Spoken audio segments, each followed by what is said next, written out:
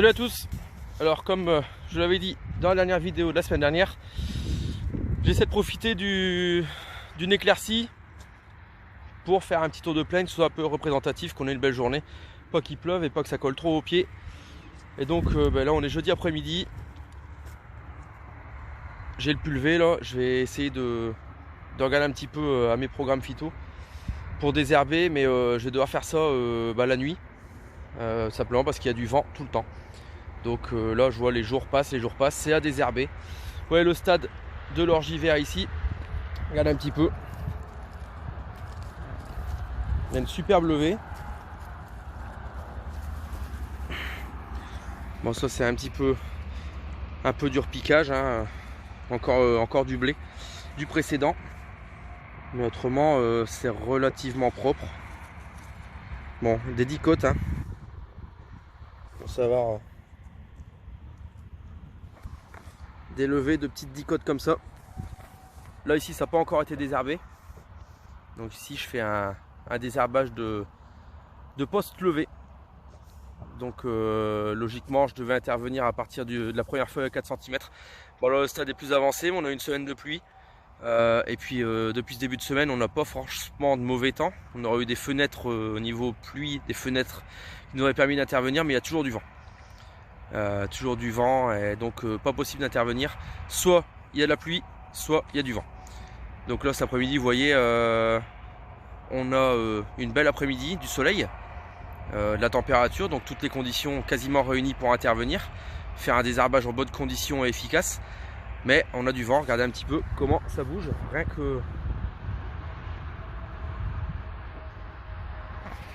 Vous voyez les plantes elles bougent, ça bouge tout le temps, donc si ça bouge là en bas, faut pas demander avec la rampe du pulvé. À chaque rafale, c'est du produit qui part dans l'air, c'est du produit qui part chez le voisin et qui va pas sur ma parcelle. Donc c'est une pulvérisation inefficace, même si je brûle pas le voisin parce qu'il a un engrais vert. C'est hors de question d'appliquer des produits phyto dans les conditions comme ça. Je préfère le faire la nuit pour le faire en bonnes conditions et que tout soit efficace. Non seulement au prix des produits, mais en plus de ça, ça sert à rien, hein. Vous prenez un produit comme le Prosulfocarb, est très très volatile. La moindre rafale, c'est inefficace pour votre parcelle. C'est le produit qui part dans l'air et qui se retrouve partout dans la nature. Et après, on a les gens sur le dos, mais il ne faut pas s'étonner. Voilà, donc il faut faire ça en bonnes conditions. Voilà, bon, sinon regardez un peu l'orge. Ici c'est... de toute façon toutes mes orges, moi c'est des variétés hybrides, hein. Ici on est sur la variété Scoop. Donc on était à 190 grammes mètre carré. Un petit peu ce que ça donne.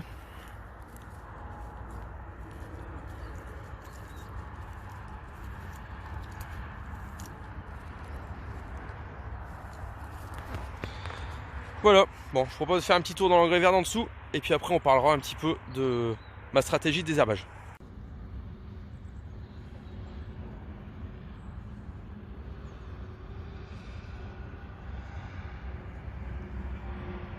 Tiens, avant de quitter la parcelle d'orge, je viens de me rendre compte d'un truc, là, je vous fasse voir un petit peu, regardez un petit peu le nombre de terricules de vers de terre qu'on a là-dedans. Là, ici, là, voilà. Encore là. Bon, vous voyez un petit peu l'activité biologique qu'il y a dans ce sol qui n'a pas été labouré maintenant depuis plusieurs années. Donc comme quoi ça y fait quand même. Allez, on va voir un petit peu le couvert là en dessous. La parcelle qui sera destinée, une des parcelles qui sera destinée aux pommes de terre. On va pas faire le tour de toutes les parcelles. Ce que je vais faire, c'est que là on a vu une parcelle d'orge-hiver, il y aura une parcelle de couvert multi-espèces, on ira voir une parcelle de colza, et puis on fera un petit résumé de tout ça.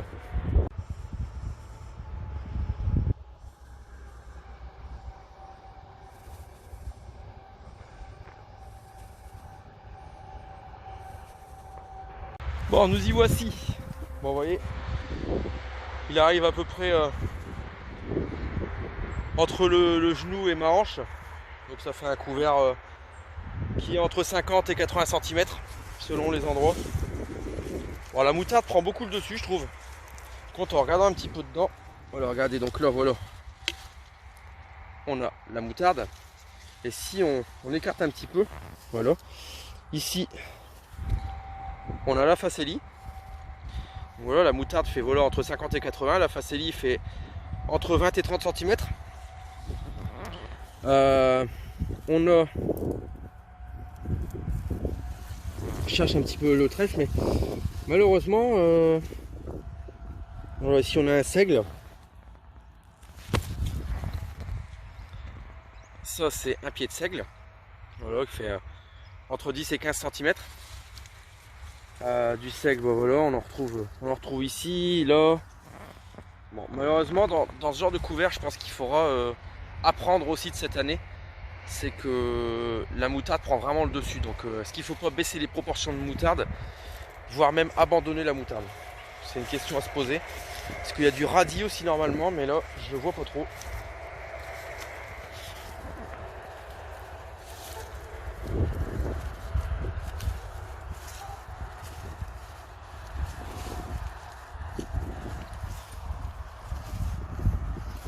Vous voyez un petit peu, bon, bah, les résidus sont en train de bien se décomposer. Regardez, là il y a des crottes de vers de terre sur la paille, signe qui est une bonne activité biologique, hein, des terricules de vers de terre en veux-tu en voilà. Donc c'est pas mal du tout, mais je trouve qu'il y a quand même un peu trop de moutarde. Le trèfle il est inexistant, pourtant il est...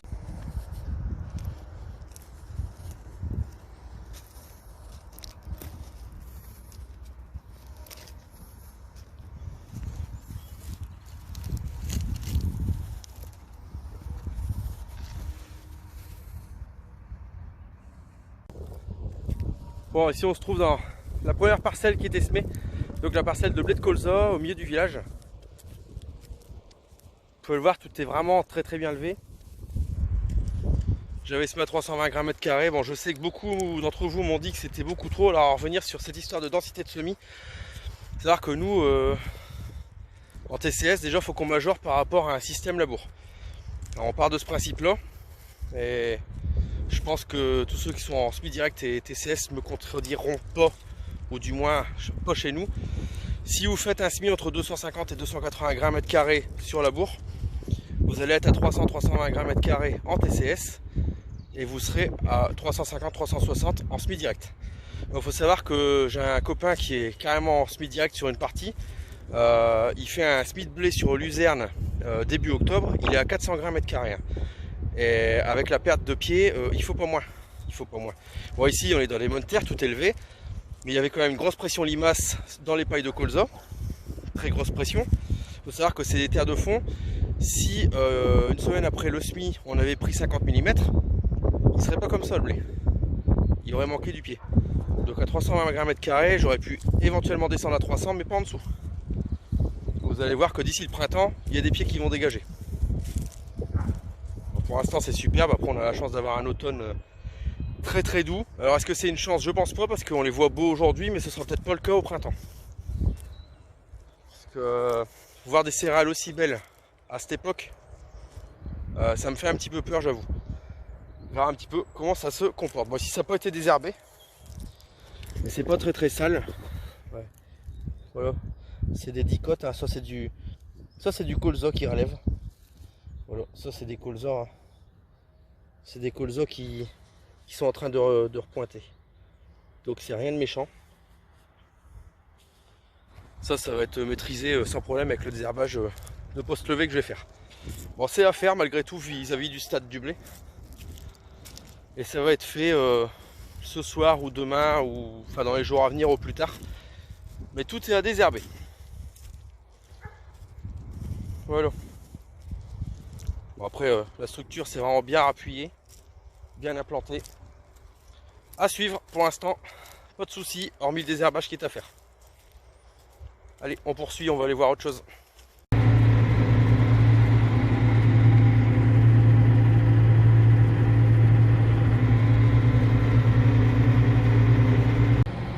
Bon, bah, comme je vous l'ai dit cet après-midi, quand on était dans l'orge d'hiver à côté du bâtiment là-bas sur la ferme, s'il y a du vent, je vais devoir faire les pulvées de nuit. Et bon, c'est ce qui s'est décidé.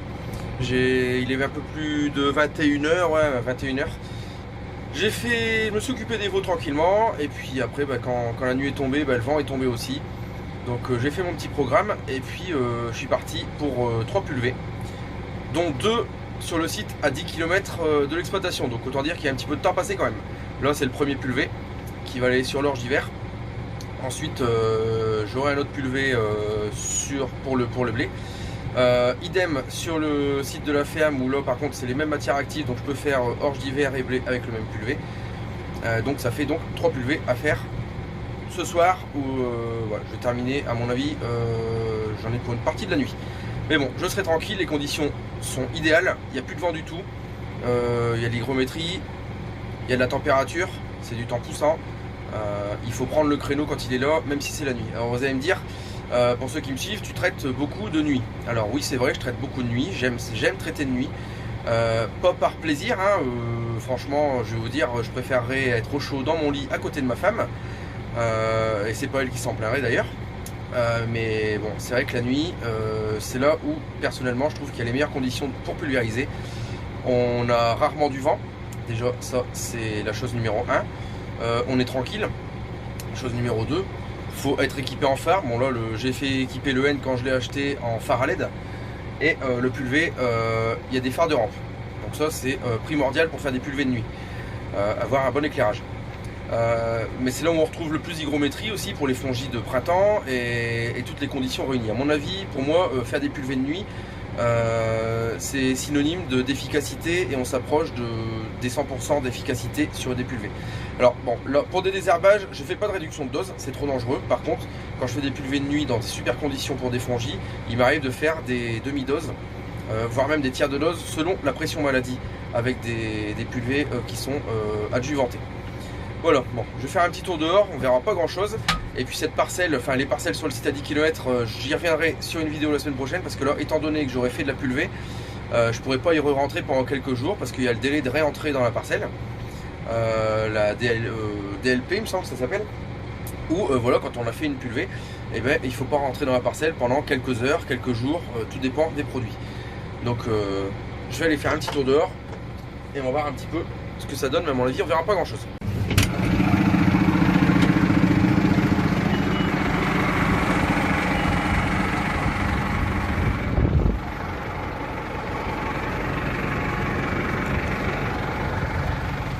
Ah bah si, on voit un petit peu quand même, hein.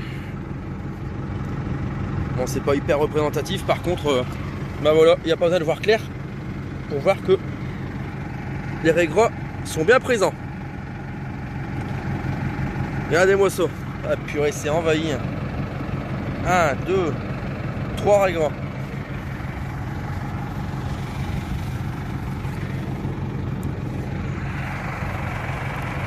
Bon, c'est après un petit peu le coup de phyto du premier désherbage, mais rien de méchant, ça va en revenir. Oh ouais, mais purée. Si, je sais pas si vous allez le voir, mais... Ouais, ça c'est du raie gras, ça. Là, il n'y a rien que 5 pieds sur la taille de ma main. C'est impressionnant, je sais pas comment je vais faire pour maîtriser cette problématique dans cette parcelle. Bref, je fais la pulvée, puis on fera un petit point sur ce que j'ai employé comme méthode pour désherber avec sur ces parcelles.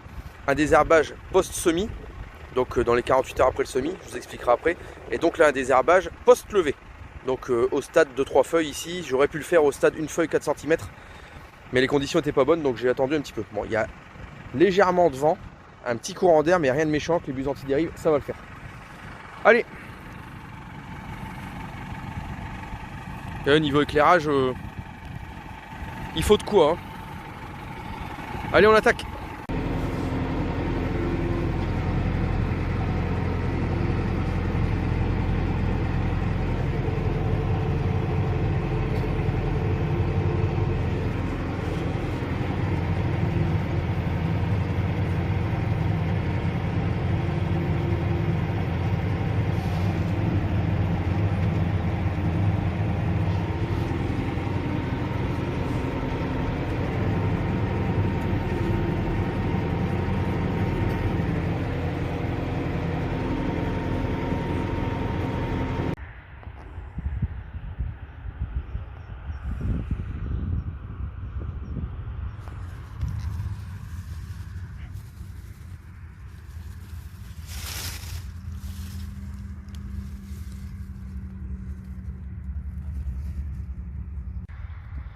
Bon, bah, on se retrouve dans la deuxième parcelle du couvert multi-espèces, parcelle qui ira en pommes de terre en 2023.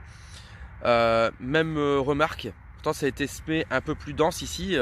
J'étais à 30 kg hectare du mélange, alors que sur la parcelle en dessous de l'exploitation, je vous ai fait voir tout à l'heure, et ben on était plutôt à 22 kg, parce que j'avais mis un petit peu trop ici, ça devait être 25 kg hectare, j'ai mis un petit peu trop ici, j'ai mis 30 kg, et donc j'ai diminué un peu, j'ai mis 25 kg là-bas.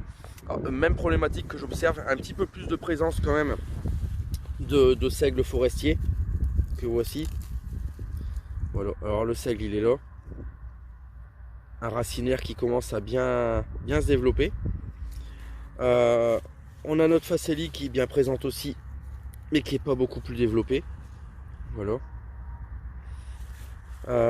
On retrouve, parce que normalement il y a du trèfle. Alors le trèfle par contre lui il est vraiment à la peine. Ici il est présent mais vraiment tout petit. Voilà. On essaie de vous faire voir. Voilà un trèfle. Bon, vous voyez il fait à peine 10 cm.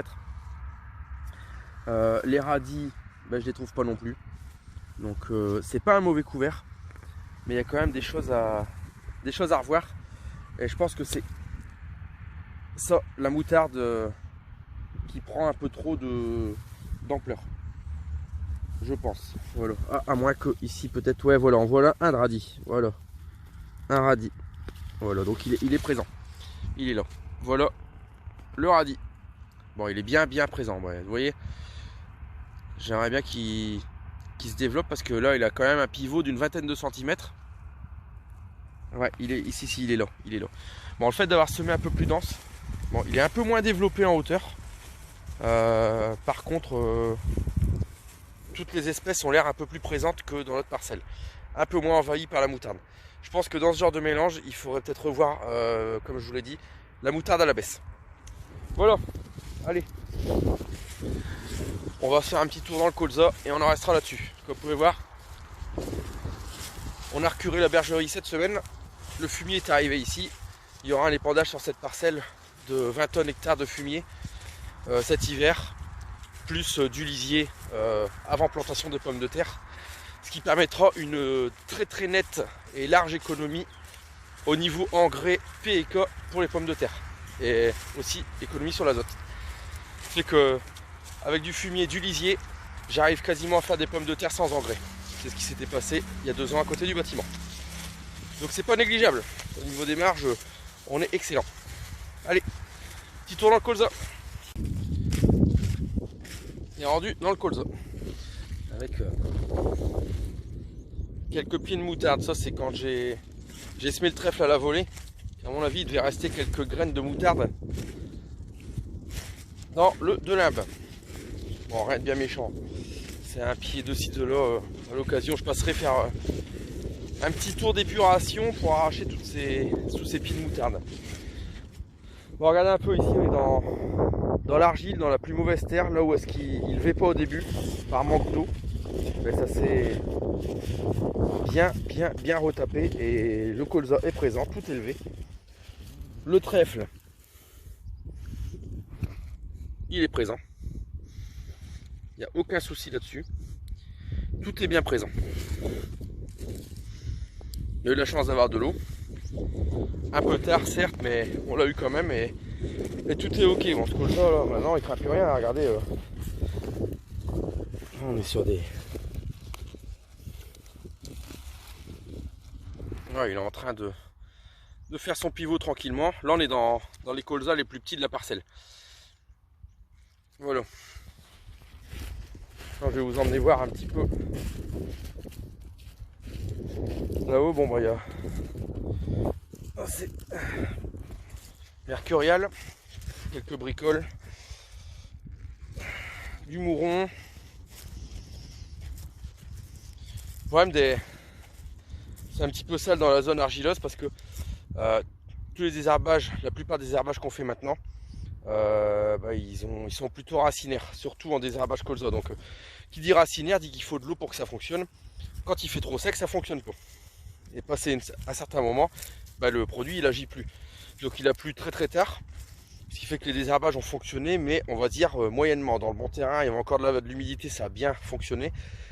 Dans les terres les plus sèches, donc les plus dures, ça a fonctionné très très moyennement. Donc il y aura du rattrapage à faire dans une quinzaine de jours, je pense.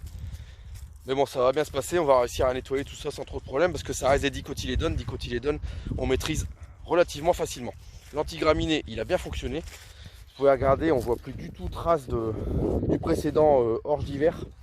Il a complètement disparu. Alors voilà, là, ici, on a le trèfle blanc nain. Il est présent aussi. Alors là,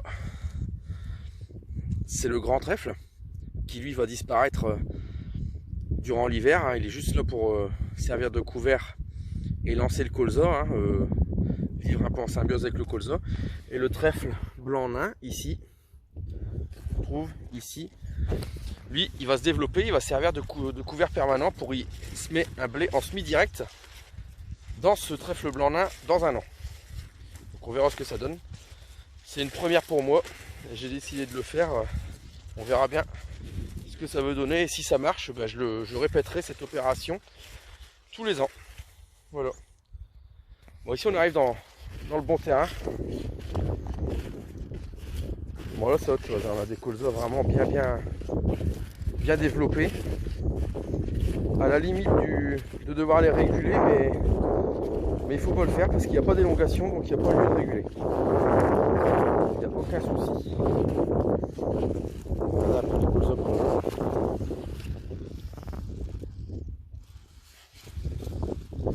On est sur des trucs. Essayez de vous prendre un pied. On va regarder un peu le racinaire qu'on a. C'est des choux. Voilà. On va regarder un peu plus près.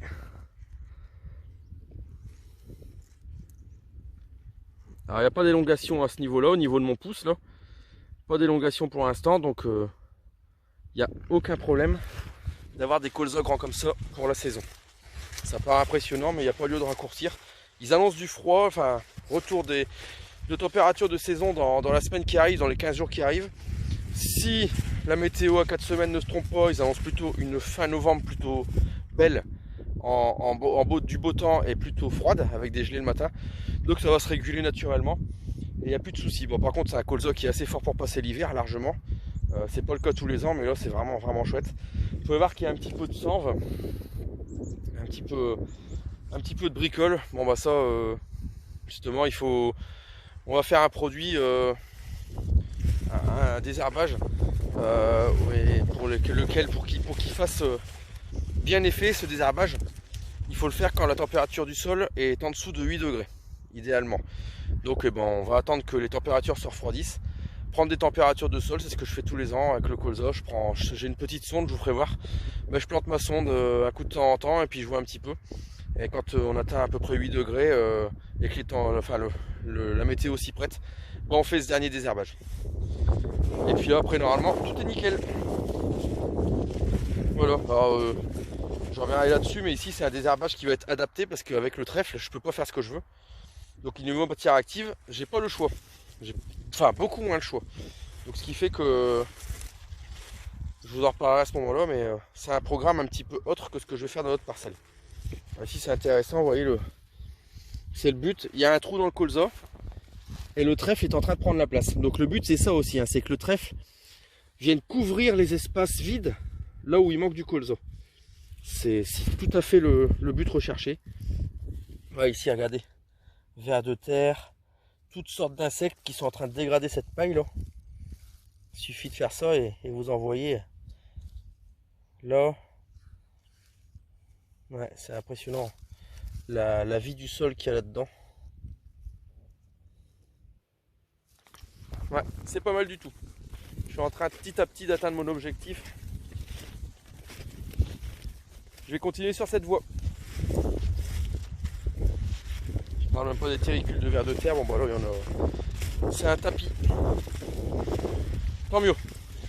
Au plus il y a de vie dans un sol, au plus il y a de matière organique, au mieux on sera pour l'avenir. Pour éventuellement, si je le décide, dans quelques années, passer en semi-direct en totalité ou alors vraiment le plus simplifié possible. Et de travailler avec la nature tout simplement. Voilà.